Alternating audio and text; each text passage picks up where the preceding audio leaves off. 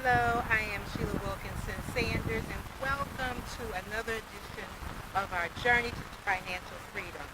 I first of all want to thank all of you that have contacted me and said, Sheila, where are your videos? We haven't seen them in a while. And I want to confess that I have been enjoying my financial freedom, but I am here today to talk to you about a couple of things that have been concerns as I have spoken to some of you, as many of you have shared how you are progressing or not progressing in your journey to financial freedom. And my concern is about saving money. You're starting to do really well with reducing your debt. Many of you have contacted me and said, Sheila, I paid off my loans, I paid off my student loan, I paid off my car loan. So it looks like you're starting to catch on the reducing of your debt, but you're not increasing your assets. And so if you want to be financially free, if you want to be wealthy, then you have to have an abundance of assets. And so in order to build those assets, you have to start by building your cash so that you have cash to invest in whatever it is that you're using to invest in to build your wealth in. So I want to review some things with you because in the past we've talked about many things that you can do to start saving money as you reduce your debt. So you have to do them both at the same time.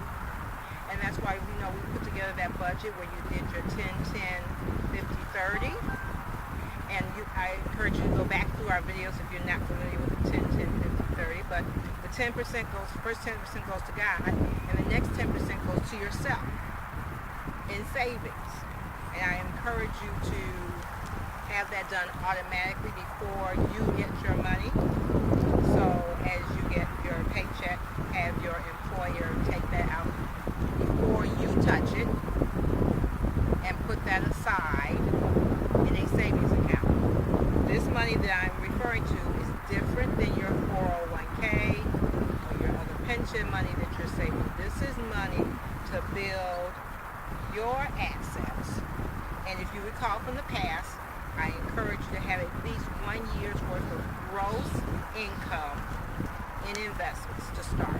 Minimum 1 year gross income in investments.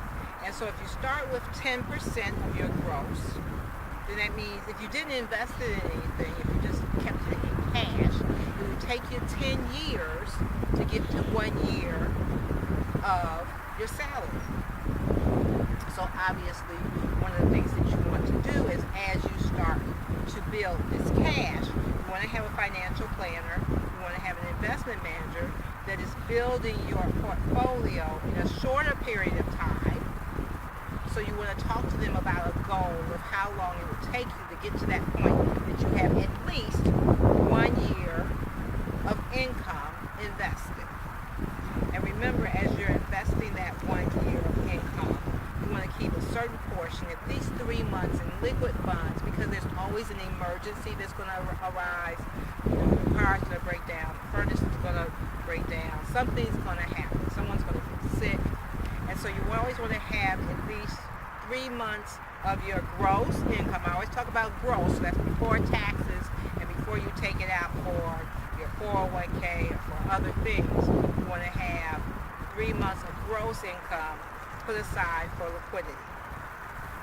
So, many of you say, well, Sheila, I can't put that money aside. So I put things out on my blog, on my website, like, putting aside whatever that week is. So I don't know what week we're in now, but let's say week 1 you would put aside $1. Week 2 you would put aside $2. And after a year, that's almost $1,400 that you would have right there.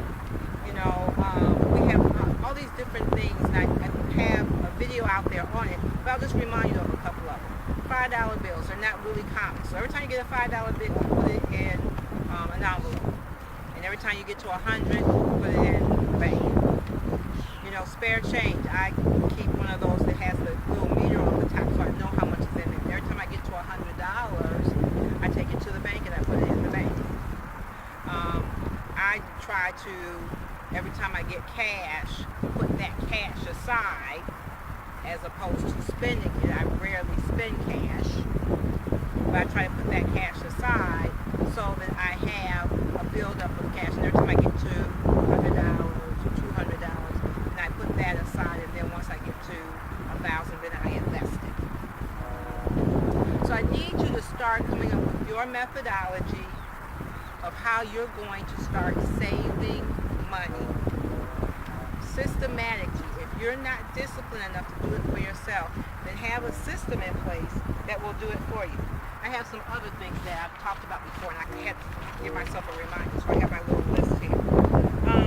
Have different saving buckets. We talked about having a liquid fund and a long-term fund. So you may need to have a fund for a vacation, or it may be something that you're planning for the near future. So have a bucket for that money.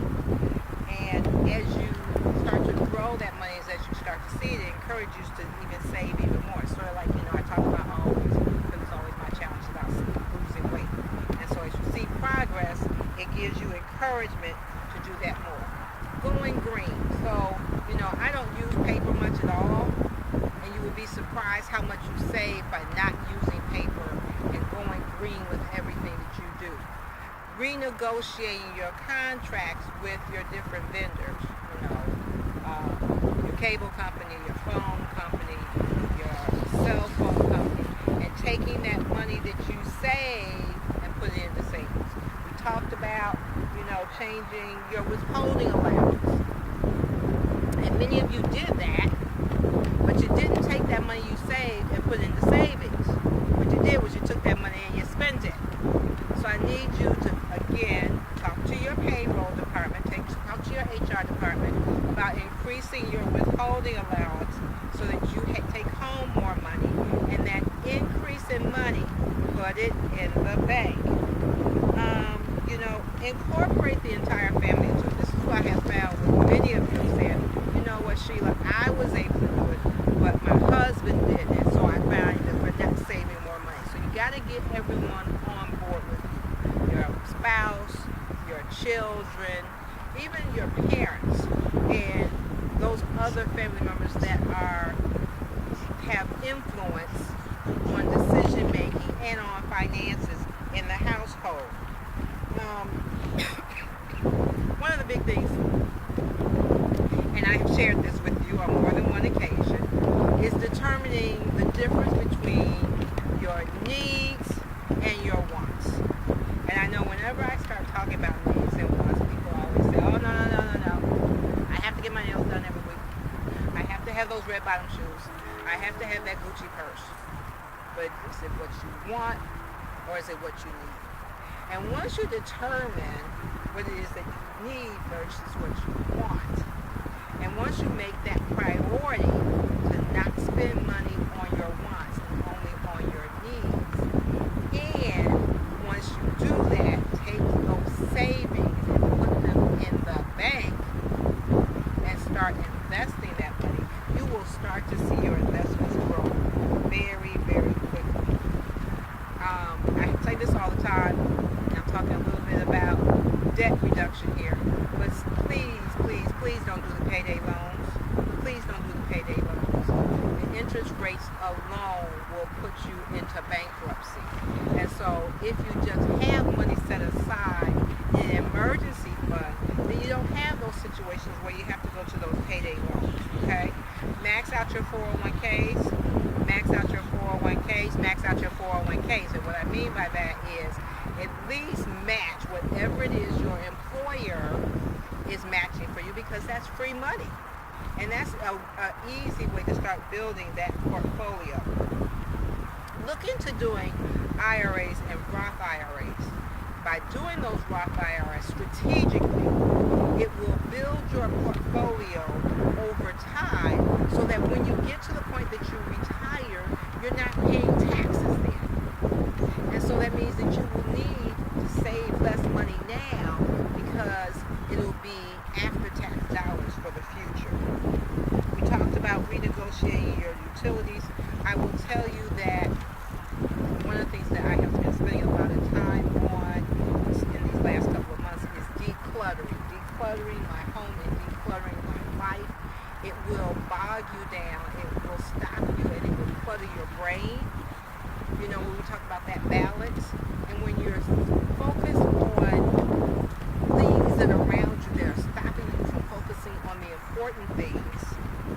then you can't focus on those important things. So decluttering my desk, being able to see the glass on my desk is so refreshing to my brain, and it allows me to enjoy my financial freedom. Whereas before I felt like I wasn't in financial freedom because I had all of this clutter. And I found that there's clutter all over my house that I need to clean. So as I've been going through cleaning out closets and cleaning out drawers and cleaning out my kitchen and my basement and all, it has really caused me to have a clearer mind and a clearer spirit in order to live my financial freedom. So hopefully that helps you. Eating out. So I want to talk about this. I just did a workshop with some young people, and we talked about eating out. And almost everyone in the room admitted that they spend most of their money on fast food. So just going to the grocery store and buying groceries and cooking, and I know for me that just sounds like drudgery, but if you take just 1 month or even just 1 week and look at how much money you spend on fast food, and then look at how much you would save if you just bought some groceries, you would be shocked at the money that you would save. Again, as you do these money saving tips, be sure to put the money in the bank so that you start to increase your assets, increase your wealth, and start to become more financially free. I hope this information has been beneficial to you. Remember to stay faithful. Remember to stay focused. Remember to stay committed. I am Sheila Wilkinson.